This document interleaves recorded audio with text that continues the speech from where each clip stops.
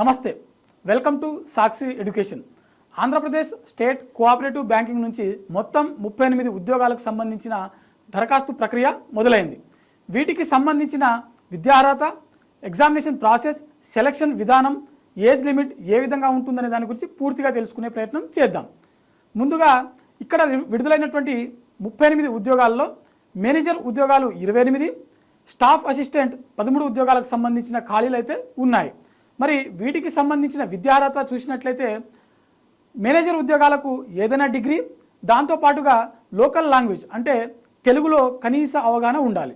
Staff assistant చూసినట్లయితే ఏదైనా degree, దాంతోపాటుగా లోకల్ లాంగ్వేజ్ తెలుగులో కనీస ప్రావీణ్యం ఉండాల్సి ఉంటుంది. అయితే వీటికి సంబంధించిన ఏజ్ లిమిట్ చూసినట్లయితే మేనేజర్ ఉద్యోగాలకు 20 సంవత్సరాల నుంచి 30 సంవత్సరాలు, స్టాఫ్ అసిస్టెంట్కు 20 సంవత్సరాల నుంచి 28 సంవత్సరాలు కనీసం ఉండాల్సి ఉంటుంది.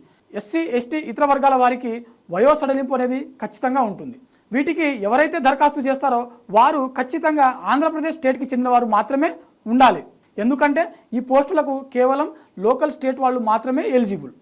వీటికి సంబంధించిన సెలక్షన్ ప్రాసెస్ చూసినట్లయితే మనకు కంప్యూటర్ బేస్డ్ టెస్టు, ఆ తర్వాత ఇంటర్వ్యూ నిర్వహించడం జరుగుతుంది. ఈ కంప్యూటర్ బేస్డ్ టెస్ట్లో ఎవరైతే క్వాలిఫై అవుతారో వారిని మాత్రమే నేరుగా ఇంటర్వ్యూకి ఆహ్వానించడం జరుగుతుంది. ఈ కంప్యూటర్ బేస్డ్ టెస్ట్లో సిలబస్ చూసినట్లయితే ఓవరాల్గా 5 సబ్జెక్టుల నుంచి మొత్తం 200 ప్రశ్నలకు గాను మనకు ఎగ్జామ్ నిర్వహించడం జరుగుతుంది. ఈ 200 ప్రశ్నలకు ప్రతి ప్రశ్నకు 1 మార్కు చొప్పున 200 మార్కులు కేటాయించడం జరిగింది. మరి సిలబస్ ఏంది ఒకసారి చూద్దాం. మనకు రీజనింగ్ మరియు మెంటల్ అబిలిటీ నుంచి 40 ప్రశ్నలు, క్వాంటిటేటివ్ యాప్టిట్యూడ్ నుంచి 40 ప్రశ్నలు, కంప్యూటర్ నాలెడ్జ్ నుంచి 40 ప్రశ్నలు, ఫైనాన్షియల్ అవేర్నెస్ నుంచి 40 ప్రశ్నలు, దాంతోపాటుగా మనకు ఇంగ్లీష్ లాంగ్వేజ్ నుంచి మరో 40 ప్రశ్నలకు గాను మనకు ఈ ఎగ్జామ్ నిర్వహించడం జరుగుతుంది. దీని యొక్క టైం చూసినట్లయితే మొత్తం 150 నిమిషాలు, అంటే అక్షరాల మనకు 2.5 గంటల సమయం మాత్రమే ఉంటుంది.